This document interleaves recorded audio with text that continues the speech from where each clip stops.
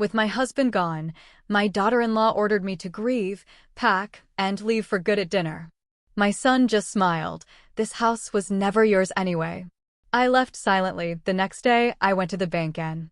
The ground beneath my feet was already crumbling, fresh from burying my husband of 32 years. But what came next from my own son and his wife was a betrayal so profound it felt like they were burying me alive, right alongside him. This isn't just a story about money. It's about a mother's heartbreak, a husband's secret love, and the day I finally stopped being a doormat. It had been exactly 1 week since we laid Noel to rest. One agonizing week since I'd stood at his graveside, feeling half of my soul ripped away. Now, in our once vibrant dining room, the mahogany table felt vast and empty. I kept glancing at his vacant chair, half expecting his gentle smile, his calming presence. The grief was a physical weight, pressing down on my chest, making every breath a struggle. "Pass the potatoes, Myrtle," Romy snapped, her voice sharp enough to draw blood. My daughter-in-law had always had a frosty edge, but tonight there was something colder, something predatory in her tone. My hands trembled slightly as I reached for the bowl. At 71, I thought I'd prepared for this day, for the funeral, for the hollow ache that followed. But nothing, absolutely nothing, could have prepared me for this.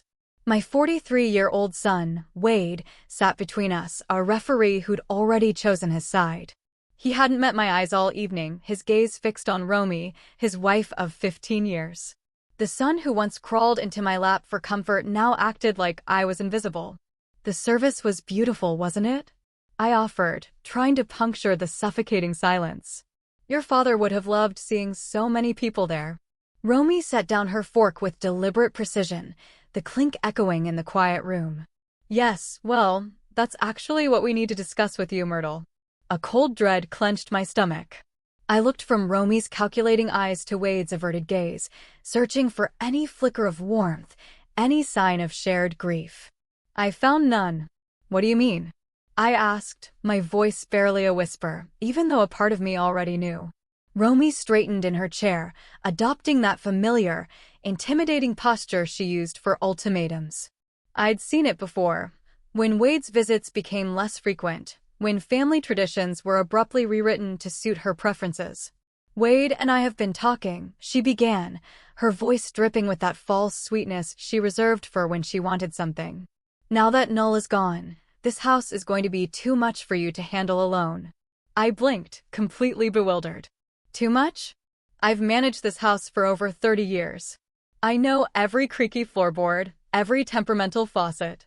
"Yes, and that's exactly the problem," Romy continued, her mask slipping a fraction. "You're not getting any younger, and maintaining a house this size is expensive. Wade and I think it would be best if you moved somewhere more suitable." The word struck me like a physical blow. Moved. This wasn't just a house. This was my home. Noel and I had built our life here, brick by brick. Wade grew up within these walls. Finally, Wade spoke, his voice a barely audible mumble. "Mom, Romy's right. The upkeep alone will be overwhelming for you." "I'm not helpless, Wade." My voice cracked, betraying the storm brewing inside. "Your father and I saved for years to buy this place. Every room holds memories of our life together." Romy's expression hardened. "Memories don't pay utility bills or property taxes. Be practical, Myrtle." I stared at her, this woman who had systematically pushed me out of my son's life for 15 years. The one who'd convinced Wade that Sunday dinners with his mother were too much pressure and that holidays needed balance, which somehow always meant more time with her family. "What exactly are you suggesting?" I asked, the answer forming like a block of ice in my stomach.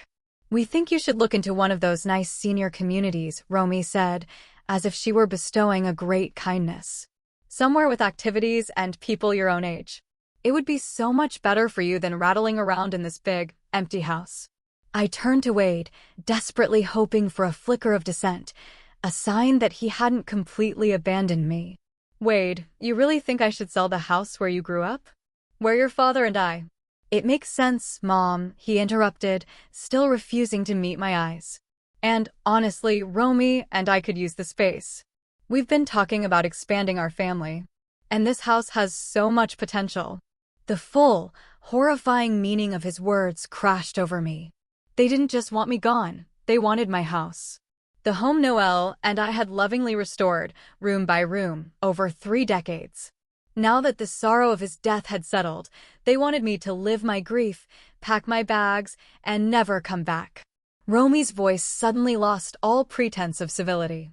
The house was never really yours anyway. El Sugro, she spat, using the Spanish word for father-in-law with casual cruelty, as if disposing of old furniture. Wade looked up then, and for a fleeting moment, I saw something flicker in his eyes, uncertainty, perhaps even guilt. But then it vanished, replaced by a chilling smile and a nod. She's right, Mom. This house was Dad's, and now it's mine. You were just living here. My world tilted on its axis. Just living here, as if 32 years of marriage, of building a life and raising a family, amounted to nothing more than extended house-sitting.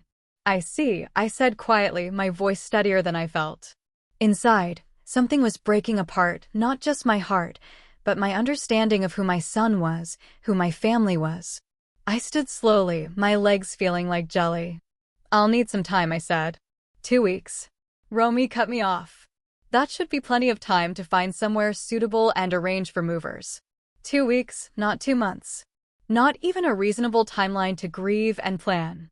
2 weeks to dismantle a lifetime. Wade finally looked directly at me. And what I saw there was worse than anger or hatred. It was indifference. Complete, casual indifference to my pain. It's for the best, Mom, he said, as if trying to convince himself as much as me. You'll see. I walked upstairs to the bedroom Noel and I had shared. Each step felt like climbing a mountain. The room still smelled like his cologne. His reading glasses were still on the nightstand where he'd left them the night before his heart attack. I sat on the edge of our bed and stared at my reflection in the dresser mirror. The woman looking back seemed older than 71, her silver hair limp, her blue eyes dulled by shock and grief. In 2 weeks, I would have to leave this room where I'd said goodbye to Noel just 7 days ago.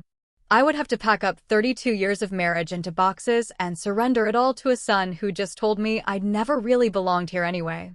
But as I sat there in the gathering darkness, something else began to stir beneath the grief and shock. A small, hard kernel of determination. Noel had always handled our finances, but he'd taught me to be thorough, to pay attention to details. Tomorrow, I would start making arrangements. I would call the bank and begin the process of figuring out exactly what I was entitled to. Because if Wade and Romy thought they could just erase me from this family without consequence, they might be in for a very rude awakening. The first thing I needed to do was understand exactly what Noel had left behind, and to whom. By the way, if you're still with me, still fuming on my behalf, make sure to hit that subscribe button. You won't believe what unbelievable twists this story still has in store. The morning sun felt different, streaming through the kitchen windows as I sat alone at the breakfast table, nursing my second cup of coffee. 10 days had passed since that awful dinner, and the house felt like it was holding its breath, waiting for me to leave. Yesterday, I'd overheard Romy on the phone with a contractor, scheduling estimates for once the old woman moves out. I'd spent those 10 days in a strange bubble of numbness, mechanically sorting through belongings, trying to ignore the growing knot of anxiety in my stomach. But this morning, I finally felt ready to face the practical matters no one expected me to handle. The drive to First National Bank took 15 minutes through the familiar streets of our neighborhood. I'd made this same drive for over 20 years, usually with Noel in the passenger seat, handling our banking business while I waited in the car. He'd always been protective of our finances, not because he didn't trust me, but because he said it was one less thing for me to worry about. Now, I wished I'd paid more attention. Mrs. Patterson, the bank manager, greeted me with the careful sympathy reserved for recent widows. Mrs. Henderson, I was so sorry to hear about Noel. He was such a gentleman, always asking about my grandchildren. Thank you, Helen. He spoke fondly of you, too. I settled into the chair across from her desk, my purse clutched tightly in my lap. I need to understand my financial situation. Noel handled everything, and I'm afraid I'm rather lost. Helen's expression softened with understanding. Of course, let me pull up your accounts. She turned to her computer, fingers clicking across the keyboard. After a moment, her eyebrows rose slightly. Oh my, is something wrong? My heart jumped. Had Wade and Romy somehow already gained access? Not wrong, exactly. It's just, there are quite a few accounts here, more than I was expecting. Helen's voice held a note of surprise.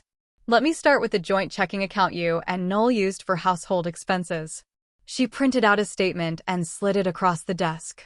The balance was modest but comfortable, enough to cover my expenses for several months if I was careful. Relief flooded through me. At least I wouldn't be destitute. Now, Helen continued, there's also a savings account in both your names. Another sheet of paper appeared.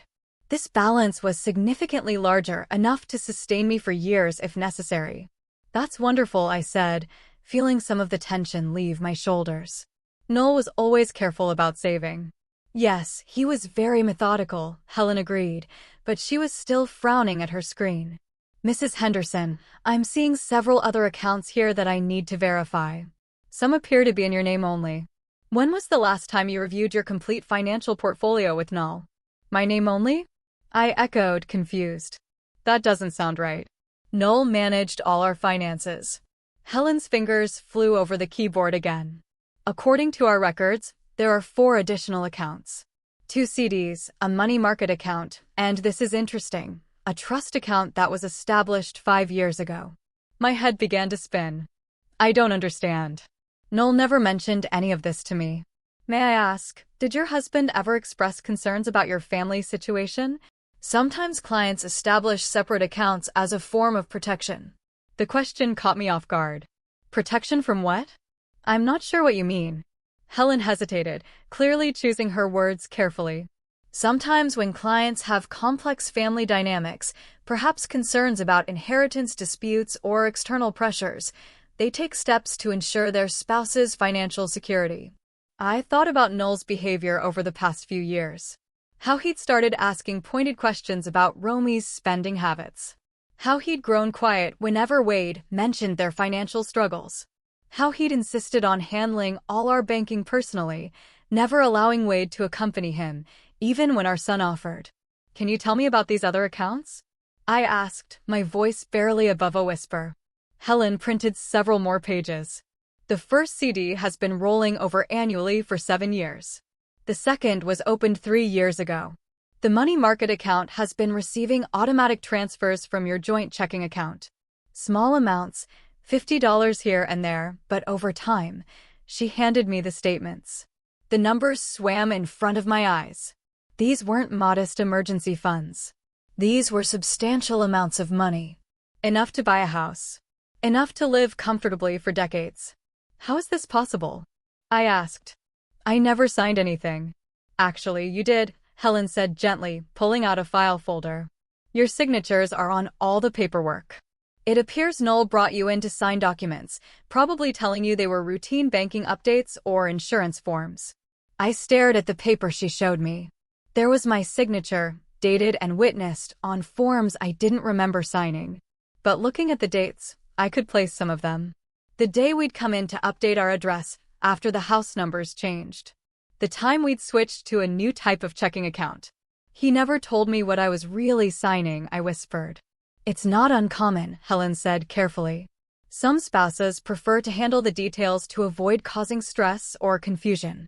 And legally, everything is above board. These accounts are legitimately yours. I tried to process what this meant.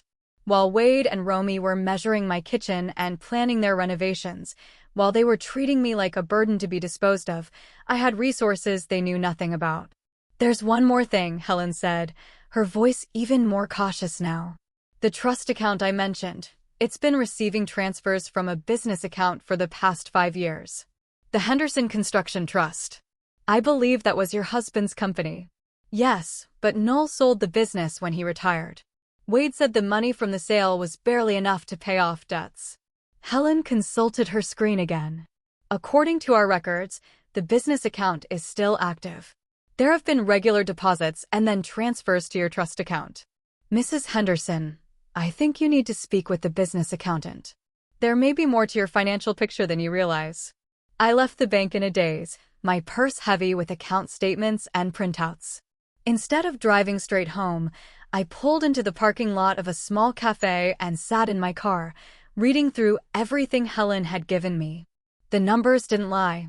Somehow, without my knowledge, Noel had been systematically protecting me. Every account, every investment, every trust fund was structured to ensure I would be financially independent. As I studied the trust account statements, a pattern emerged. The deposits corresponded with Wade's visits over the past 5 years. Always larger amounts after Wade had asked his father for small loans. Or when Romy had hinted about their financial struggles. Noel had been giving our son money, but he'd been protecting an equal or greater amount for me. As if he'd known that someday, I might need to stand on my own. My phone buzzed with a text from Wade. *Mom, Romy found a realtor to list the house. We can start showing it next week. Hope you're making progress on finding a place. I stared at the message for a long moment, then looked again at the bank statements in my lap. Wade and Romy were so confident, so certain they held all the cards. They had no idea that their careful plans were built on a foundation they didn't understand. Tomorrow, I would call the business accountant. I would find out exactly what else Noel had left behind. And then I would decide what to do with the knowledge that my husband had loved me enough to ensure I'd never be at anyone's mercy. The grief was still there, as fresh and sharp as ever. But underneath it, something else was growing. A quiet strength I hadn't felt in years. The accounting office of Morrison and Associates sat in a modest strip mall between a dry cleaner and a tax preparation service. I'd never been here before. Noel had always handled the business meetings himself, claiming it was boring paperwork that would only give me a headache.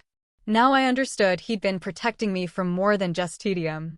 Margaret Morrison looked to be about my age, with steel gray hair pulled back in a practical bun and kind eyes behind wire-rimmed glasses. She'd been handling Henderson Construction's books for over 15 years, and her expression when I'd called yesterday had been carefully neutral. "Mrs. Henderson," she said, gesturing to a chair across from her cluttered desk. "First, let me offer my condolences. Noel was a good man and an honest businessman. I'm going to miss our quarterly meetings." "Thank you. I wish I could say I knew him as well in business as you did." I settled into the chair, my new bank statements tucked safely in my purse. "I'm trying to understand our financial situation, and the bank mentioned ongoing business income that I wasn't aware of." Margaret's eyebrows rose slightly. "You weren't aware? That's unusual. Noel spoke about you often, and I assumed." She trailed off, seeming to reconsider her words. "Please, I need to understand what's been happening. My son tells me the business was sold years ago and barely covered its debts." "Sold?" Margaret looked genuinely confused. "Mrs. Henderson, Henderson Construction wasn't sold. It was restructured." She turned to her computer, pulling up files. 5 years ago, Noel transferred ownership of the company assets into a trust. The Henderson Construction Trust. You're listed as the primary beneficiary. The room seemed to tilt slightly. "I'm the owner of the construction company?" "Well, the trust owns it, and you own the trust. It's been quite successful, actually. Your husband was very careful about the contracts he accepted after the restructuring. Smaller jobs, reliable clients, steady income rather than the boom and bust cycle of larger commercial projects." She printed out several pages and handed them to me. "These are the profit and loss statements for the past 5 years. As you can see, the company has been generating consistent revenue." I stared at the numbers, my hands trembling slightly. The annual profits were substantial, more than enough to explain the regular deposits I'd seen in the trust account statements. "But Noel retired," I said weakly. "He wasn't working anymore. He stepped back from the day-to-day operations, yes, but he maintained oversight and handled the larger strategic decisions. The actual construction work has been managed by Tom Bradley. I believe you know him." I nodded. Tom had worked for Noel for over 20 years, starting as a young apprentice and working his way up to foreman. He'd been at the funeral, one of the few people there who'd seemed genuinely grief-stricken. "Tom has been essentially running the company for the past 5 years, Margaret continued.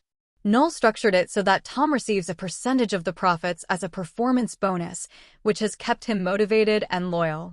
It's been a very successful arrangement. Why didn't Noel tell me any of this?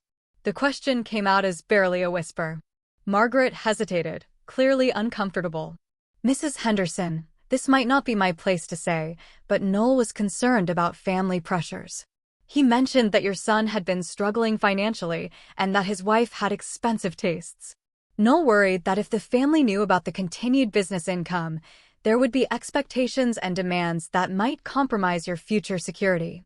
The pieces were falling into place with devastating clarity.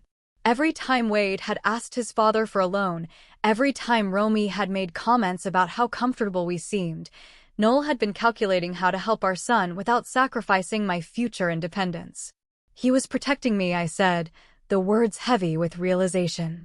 He was protecting both of you in different ways, Margaret said gently.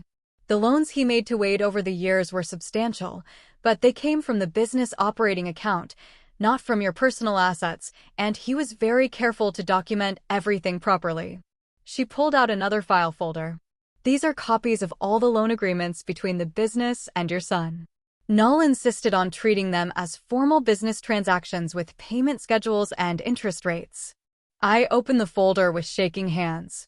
Page after page of loan documents, each one signed by both Noel and Wade. The amounts were staggering, tens of thousands of dollars over the past 5 years, supposedly for Wade's various business ventures and investments. Has Wade been making payments on these loans? I asked, though I already suspected the answer. Margaret's expression grew uncomfortable. The payment schedule shows significant arrears. As of last month, the outstanding balance, with accumulated interest, is approximately $87,000. The number hit me like a physical blow. Wade owed the family business, my business, nearly $90,000, while simultaneously claiming his father had left nothing but debts. What happens to these loan obligations now? I asked. They transfer with the business assets. As the new owner of the trust, you have the legal right to demand payment or restructure the terms as you see fit. I thought about Wade and Romy measuring my kitchen, planning their renovations, discussing when they could start showing the house. They were so confident, so certain they deserved everything Noel had built. There's one more thing you should know, Margaret said, her voice even more careful now. Last month, your son contacted me directly. He said that with his father's passing, he'd be taking over management of the business affairs. He asked me to prepare a transfer of ownership document, and I told him I'd need written authorization from the trust beneficiary, from you. He seemed surprised that you were involved in the business structure at all. So Wade had been planning to claim the business along with the house, assuming I was too grief-stricken and naive to understand what was happening. The betrayal cut deeper than I thought possible. Margaret, I need to ask you something confidential, I said. If I wanted to maintain the current business structure, with Tom continuing to manage operations, would that be feasible? Absolutely. Tom has been hoping to hear from you, actually. He's concerned about the company's future and his own job security. If you're willing to maintain the status quo, I think you'd find him very reliable and grateful for the opportunity to continue. I gathered up all the papers, my mind reeling with the implications of what I'd learned. The business was mine. The substantial debt Wade had accumulated was real and legally enforceable, and neither he nor Romy had any idea that their plans were built on a foundation of lies and assumptions. I'd like to schedule a meeting with Tom as soon as possible, I said. And I want to understand all of my options regarding the outstanding loans. Of course.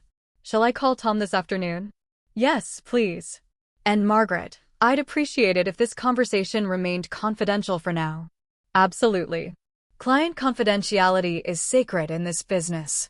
As I drove home, my phone buzzed with another text from Romy, *Myrtle, the realtor wants to schedule a photographer for tomorrow. Make sure the house is clean and decluttered. First impressions matter for potential buyers. I stared at the message for a long moment before tucking my phone away without responding. Let them plan their photography session.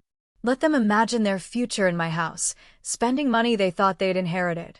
They had no idea that the foundation they were building their dreams on was about to crumble beneath them. That evening, I sat in Noel's study for the first time since his death, surrounded by his carefully organized files. Now I understood why he'd been so meticulous about record keeping, why he'd insisted on proper documentation for every transaction. He'd been building a fortress around me, brick by brick, transaction by transaction. And tomorrow, I would start learning how strong those walls really were. Tom Bradley's weathered hands wrapped around his coffee mug as we sat in my kitchen the next morning. At 55, he still had the broad shoulders and calloused palms of a man who'd spent his life building things, but his eyes held a weariness I'd never seen before. "Mrs. Henderson, I gotta be honest with you," he said, his voice rough with emotion. "I've been worried sick since Mr. Knoll passed. Wade came by the job site last week, talking about evaluating assets and streamlining operations. It didn't sound good for folks like me." I poured myself another cup of coffee, using the familiar routine to steady my nerves. "Tom, what exactly did my son tell you?" "He said the family was going through some financial difficulties, that tough decisions would need to be made about the business. He wanted me to give him a complete list of all our current contracts, equipment, and cash flow projections." Tom's jaw tightened. He also asked about the keys to the equipment yard and the office. "And what did you tell him?" "That I need to talk to whoever was actually in charge. Now, Mr. Knoll always told me that if anything happened to him, I should wait for proper instruction from the legal owner." Tom met my eyes. He never said it would be Wade. Relief flooded through me. Knoll had prepared for this scenario, ensuring that Tom would be a guardian of the business rather than simply handing it over to anyone who claimed authority. "Tom, I need to share something with you, but I need your word that this conversation stays between us for now." His expression grew serious. "You have it, ma'am." I spread out the documents Margaret had given me the day before. "I own Henderson Construction. Not Wade, not the estate. Me. Knoll transferred everything into a trust 5 years ago, and I'm the beneficiary." Tom's eyes widened as he studied the papers. "Well, I'll be damned. Pardon my language, ma'am, but Mr. Knoll was always thinking 3 steps ahead." He was indeed. "And according to these records, the business has been quite profitable under your management." A flush of pride crossed Tom's features. "We've built a good reputation, Mrs. Henderson. Steady clients, quality work, fair prices. Mr. Knoll taught me that repeat customers are worth more than any single big score." "I want you to continue exactly as you have been," I said. "But I need to understand something. Wade has been less than honest about the family's financial situation. Can you tell me about any interactions you've had with him regarding business matters?" Tom's expression darkened. "There have been several over the years. He'd come around when Mr. Knoll wasn't there, asking about cash flow, wanting to know about upcoming payments from clients. A couple of times, he suggested that maybe the business could help him out with some temporary funding for investment opportunities." "And what did you tell him?" "That he'd need to talk to his father." "I'm not stupid, Mrs. Henderson." I could see what was happening. Tom's voice grew harder. "Last year, he actually showed up at the bank the same day we deposited a big payment from the Morrison office building project. Just coincidence, he said, but he was mighty interested in talking to the teller about the deposit." My stomach clenched. Wade had been monitoring the business income, probably trying to time his requests for loans to coincide with maximum available cash. "Tom, I want to ask you something, and I need complete honesty. Do you think Wade understands how much money has been flowing through this business?" Tom was quiet for a long moment, considering. "I think he knows it's more than your family let on, but I don't think he knows the full extent. Mr. Knoll was very careful about keeping business and personal finances separate, at least on paper." "What do you mean?" "Well, your husband was smart about it. When Wade would ask for help, Mr. Knoll would tell him the business was struggling, that margins were tight, but then he'd find a way to help anyway, usually as a loan from the business account rather than from his personal funds." Tom pulled out his own small notebook, worn from years of use. "I keep track of everything, Mrs. Henderson. It's a habit Mr. Knoll taught me. According to my records, Wade has received payments totaling about $93,000 over the past 5 years. The number was even higher than what Margaret had shown me. Payments, not loans. That's what I mean about Mr. Knoll being smart. He'd structure them as loans on paper, with payment schedules and everything, but he never actually enforced the payment terms. Wade would miss a payment, and Mr. Knoll would just let it slide. So Wade thinks he owes nothing? Wade acts like he owes nothing, Tom corrected. Whether he really believes it or just pretends to believe it, I can't say. As if summoned by our conversation, I heard a car door slam in the driveway. Through the kitchen window, I could see Wade's Honda Pilot parked behind Tom's work truck. "That's my son," I said quietly. "I don't want him to know we've been talking about business matters." Tom nodded and quickly gathered up the papers I'd shown him. "Mrs. Henderson, whatever you decide to do, you have my full support. Mr. Knoll was a good man, and he trusted you enough to put everything in your name." "That's good enough for me." Wade walked in without knocking, something that would have irritated Knoll, but which I'd learned to accept over the years. "Morning, Mom," he said, barely glancing at Tom. "I wasn't expecting company." "Tom stopped by to check on me," I said smoothly. "You know how thoughtful he's always been." "Right." Wade's attention was already elsewhere, his eyes scanning the kitchen as if evaluating it for resale. "Actually, Tom, I'm glad you're here. We need to talk about the business situation." Tom's expression became carefully neutral. "Oh, with Dad gone, there are going to be some changes. The family needs to make some practical decisions about assets and ongoing obligations." Wade's tone was casual, as if he were discussing what to have for lunch. "I see. And who's making these decisions?" Tom asked. Wade blinked, clearly not expecting the question. "The family, of course. I'll be handling Dad's business affairs going forward." "Will you now?" Tom's voice was carefully neutral, but I caught the slight emphasis on you.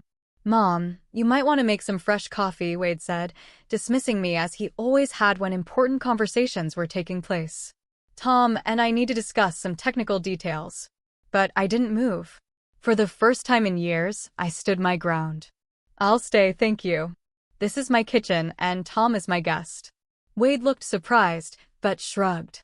"Fine. Tom, I'll need you to prepare a complete inventory of all equipment, vehicles, and current contracts. I'll also need access to the business accounts so I can assess the financial situation." "I'd be happy to help with that," Tom said carefully. "Who should I coordinate with regarding authorization for account access?" "With me, obviously. And you have the legal authority to access Henderson construction accounts because—" Wade's confidence wavered slightly. "Because I'm Noel Henderson's son and heir, I see. And do you have documentation showing that you're authorized to act on behalf of the business?" The kitchen fell silent except for the ticking of the old clock above the sink. Wade's face was reddening, and I could see him struggling between irritation and uncertainty. "Look, Tom, I don't think you understand the situation here," Wade said, his voice taking on the condescending tone he used when he felt challenged. "This isn't a hostile takeover. I'm trying to clean up Dad's affairs and make sure everyone gets taken care of, but I can't do that if you're going to make things difficult." "I'm not trying to make things difficult," Tom replied evenly. "I'm just trying to understand who I'm supposed to be taking orders from. Your father was very clear about proper procedures and documentation." Wade turned to me, clearly expecting support. "Mom, explain to Tom that I'm handling Dad's business matters now." I looked at my son, this man who was planning to sell my house out from under me, who had accumulated nearly $90,000 in debt while claiming his father left nothing behind. I made my choice. "Actually, Wade, I think Tom is right to ask for proper documentation," I said quietly. "Your father was always very careful about these things." Wade stared at me as if I'd grown a second head. "What are you talking about?" "I'm talking about making sure everything is handled properly and legally. Surely you can understand the importance of that." For the first time since this conversation began, Wade looked uncertain. And watching that uncertainty creep across his features, I felt something I hadn't experienced in years: power. The phone call came at 7 in the morning, 3 days after my confrontation with Wade in the kitchen. I'd been expecting it. You can't question someone's assumed authority without consequences, especially when that someone is used to getting his way. "Mom, we need to talk now." Wade's voice was tight with barely controlled anger. "Romy and I are coming over." "It's rather early, don't you think?" "This can't wait. We'll be there in 20 minutes. The line went dead before I could respond. I took my time getting dressed, choosing a navy blue dress that Noel had always said made me look dignified. If this was going to be a confrontation, I intended to face it properly. They arrived exactly 20 minutes later, Romy's heels clicking aggressively on the front porch. I opened the door before they could knock, maintaining the small advantage of being the hostess in my own home. "Good morning," I said pleasantly, as if this were a social visit. Romy pushed past me into the living room, her designer purse clutched like a weapon. Wade followed, his face grim. They both remained standing, positioning themselves between me and the door in what I recognized as an intimidation tactic. "Mom, I don't know what kind of game you think you're playing," Wade began. "But Tom Bradley called yesterday and said he can't provide me with business information without proper authorization." "What did you tell him?" I settled into Noel's favorite armchair, the one with the best view of the room. "I told him to follow proper procedures. Your father would have expected that." "Proper procedures?" Romy's voice was shrill. "Wade is Noel's son and heir. What more authorization does anyone need?" "Legal authorization," I said calmly. "The kind that comes with actual ownership." Wade's eyes narrowed. "What are you talking about?" "Dad's will leaves everything to the family. I'm the executor, which means I handle all the assets until probate is settled." "Actually, Wade, that's not quite accurate." I reached for the folder I'd placed on the side table, the one containing all the documents Margaret Morrison had given me. Wade and Romy both tensed as I opened it. "Your father's will does indeed leave his personal possessions and this house to the family," I continued. "But Henderson Construction isn't part of his estate. It hasn't been for 5 years." "What are you talking about?" Wade demanded. I pulled out the trust documents and set them on the coffee table between us. "Henderson Construction has been owned by the Henderson Construction Trust since 2019. I am the sole beneficiary of that trust." The silence that followed was deafening. Romy reached for the documents first, her manicured fingers shaking as she scanned the legal language. Wade read over her shoulder, his face growing pale. "This is impossible," Romy whispered. "You don't know anything about business. You never even balanced a checkbook." "You're right. I didn't. Your father handled all of that. But apparently, he understood things about our family situation that I was too naive to see." Wade sank onto the sofa as if his legs had given out. "But the business was struggling. Dad always said margins were tight, that there was barely enough to keep operations running. The business has been quite profitable, actually. Here are the financial statements for the past 5 years." I handed him another set of papers. Watching Wade's face as he processed the numbers was like watching someone realize they'd been playing chess while everyone else was playing checkers. "These profits," Wade's voice was barely audible. "Where did this money go?" "Some of it went to you, Wade. Quite a lot of it, actually." I pulled out the loan documentation. $87,000 over 5 years, to be precise. Romy grabbed the loan papers, her eyes scanning frantically. "These say loans, Wade. You told me those were gifts. You said your father was helping us get established." "They were gifts," Wade said, but his voice lacked conviction. "Dad never asked for payments. He never even mentioned payment schedules." "Actually, he did," I said quietly. "Margaret Morrison has copies of every conversation, every missed payment, every time your father chose to extend the terms rather than demand what you owed." I watched as the reality of their situation began to sink in. Wade had built his financial life on the assumption that his father's generosity would continue indefinitely. He'd probably borrowed against those expectations, made commitments based on money he thought was his. "But this doesn't change anything," Romy said suddenly, her voice taking on a desperate edge. "The house still goes to Wade. That's worth more than some little construction business." "Is it?" I asked mildly. Romy's eyes flashed with something between anger and panic. "Don't play games, Myrtle. This house is worth at least $400,000. You're right. It's a lovely property. Of course, there is the matter of the mortgage." Wade looked up sharply. "What mortgage?" "Dad said the house was paid off." "It was, but 18 months ago, your father took out a home equity loan. Quite a substantial one, actually." I pulled out the final set of documents, the ones I'd discovered in Noel's study just yesterday, filed carefully in a folder marked Emergency Funds. "A home equity loan for $350,000, I continued. "The proceeds were transferred into the Henderson Construction Trust account, which means they became part of my inheritance." Romy's face went white. That's not possible. We would have known. We would have had to sign. Your father was the sole owner of the house at the time, I interrupted. I was listed as a spouse with rights of survivorship, but not as a co-owner. He didn't need anyone else's signature. Wade stared at the loan documents like they were written in a foreign language. But why would he do this? Why would he mortgage the house just to put money in a business account? For the first time since this conversation began, I allowed my carefully controlled emotions to show. Because he was protecting me, Wade. He was making sure that no matter what happened, I would have financial security. Protecting you from what? Wade's voice was hoarse. From this, I said, gesturing to the scene in front of me. From being thrown out of my own home by family members who saw me as a burden instead of a person. From being left with nothing while everyone else claimed what they thought they deserved. Romy's composure finally cracked completely. You manipulated him. You convinced a dying man to change everything. Your father wasn't dying when he set up these trusts, Romy. He was planning. And the fact that he felt the need to plan for this scenario should tell you something about how he viewed our family dynamics. Wade's hands were shaking as he set down the papers. Mom, surely we can work something out. You don't really want to run a construction business. And this house is our family home. It should stay in the family. It is staying in the family, Wade. It's staying with me. But the mortgage payments, Romy said desperately.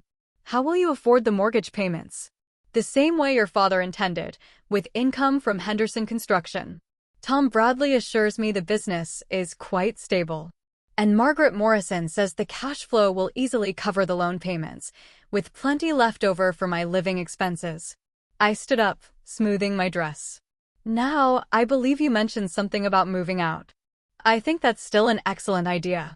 Not for me, of course, but I'm sure you'll find somewhere lovely to start fresh. Wade looked at me as if seeing me for the first time. Mom, you can't be serious. After everything Dad did for you, everything our family means, your father did do everything for me, I interrupted. He loved me enough to make sure I'd never be at anyone's mercy, including my own son's. And now I understand just how much I needed that protection.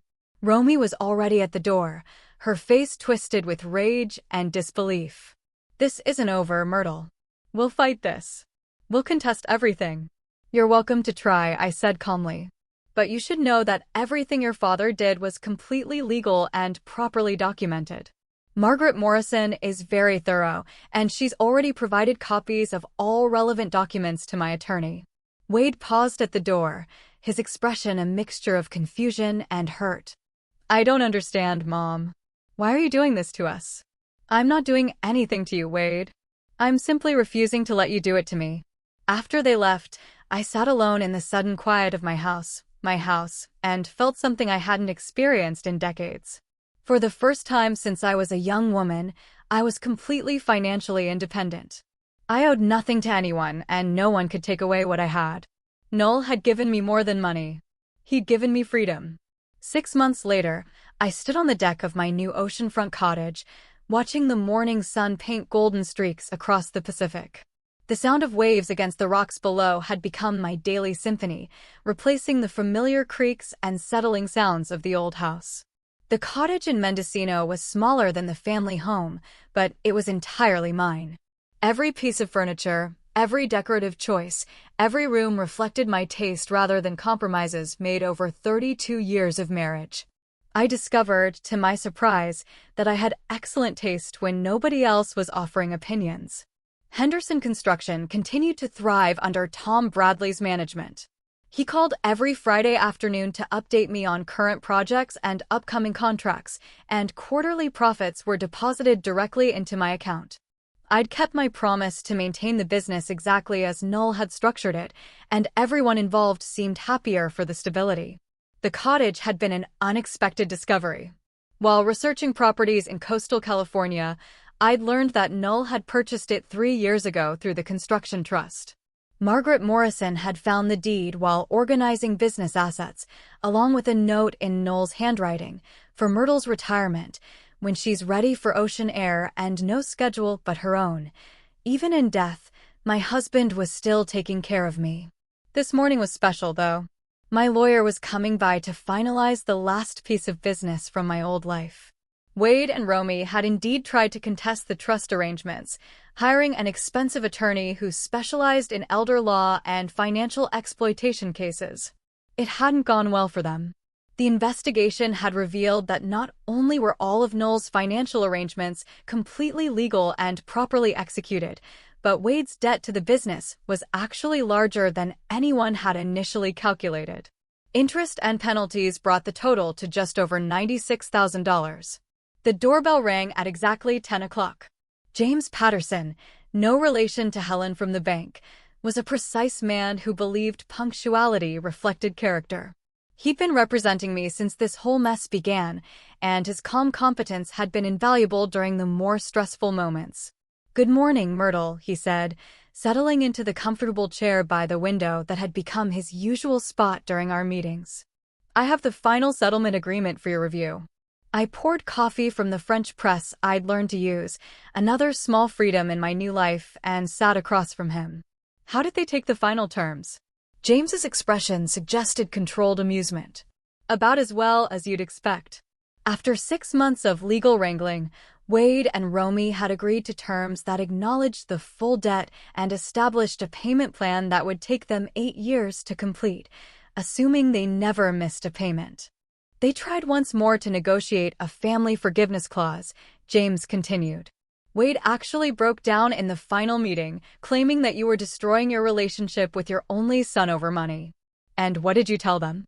"I reminded them that I was representing your financial interests, not your family relationships.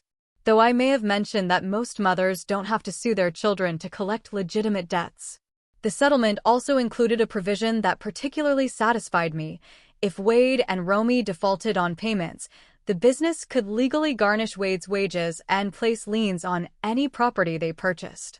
It was a safety net that would ensure I received what was owed, regardless of their future financial decisions. "There's one more thing," James said, pulling out a separate envelope. "This arrived for you yesterday." The envelope was addressed in Wade's familiar handwriting. Inside was a brief note on plain paper.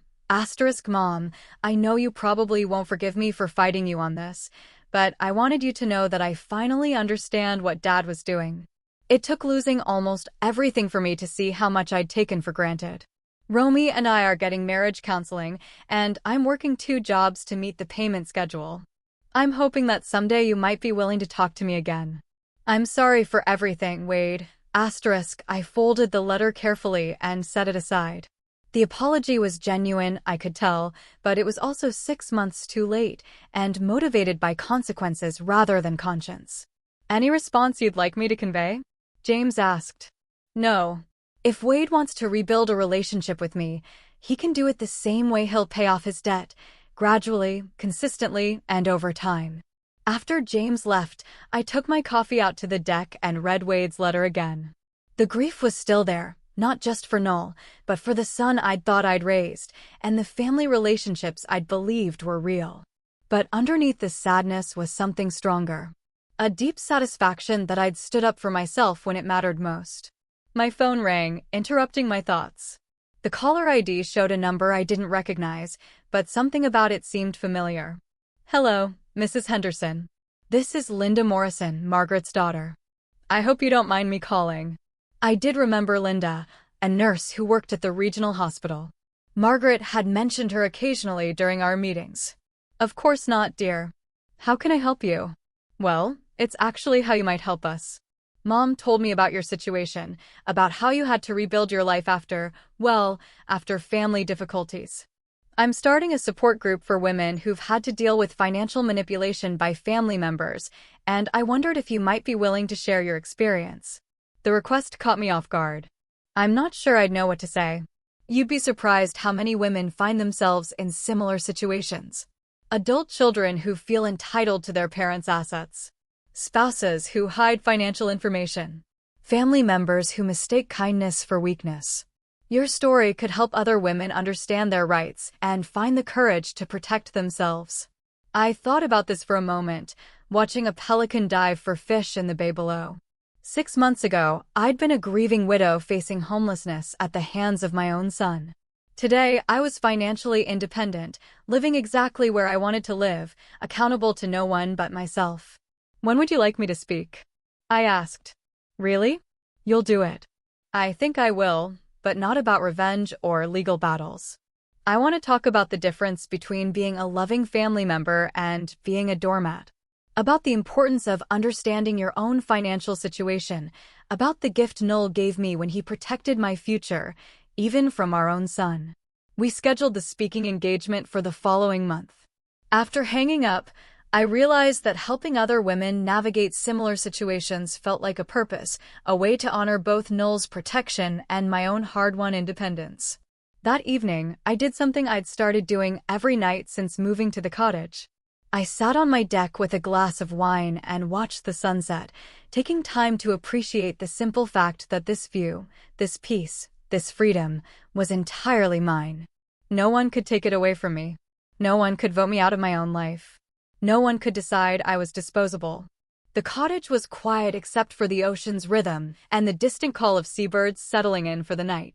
Tomorrow I would tend to my garden, maybe drive into town for lunch at the little bistro where the owner always saved me the table by the window. Simple pleasures that belonged entirely to me.